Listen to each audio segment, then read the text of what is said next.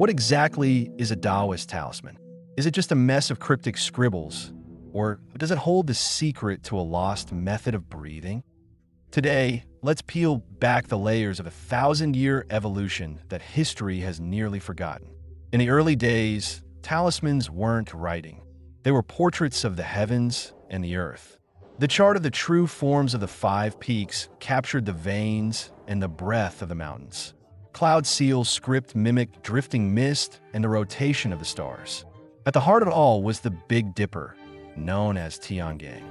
It is the celestial pivot, the source of the universe's life and death. By the Sui and Tang dynasties, these forms became standardized.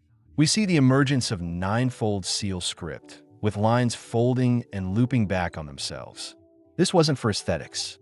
These loops were designed to trap the qi, forcing the energy to circulate and gather within the ink. But shape alone is not enough. For a talisman to have power, it must undergo Bu Qi Zhu Ling, the infusion of breath and spirit. Through the practitioner's rhythmic breathing and internal alchemy, the raw energy of the stars is drawn into the paper. This process wakes up the sleeping energy of nature.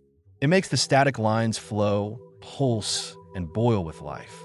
During the Song dynasty, the Tianshi talismans perfected this. Their three-part structure hid the spirit aperture, anchoring the power of the Big Dipper within. But by the late Qing dynasty, things changed. Hand-copied manuals flooded the public, perhaps to keep secrets or out of simple loss of knowledge. The ancient forms were replaced by common characters like Qi Ling, command, or Lei, thunder. These new talismans lost their meridians. Why? Without the loops and the star anchors, the practitioner's breath devolved from tuning into the universe to just breathing to stay alive. The talisman shifted from an act of magic to a piece of folk art. To tell if a talisman has a soul, look closely.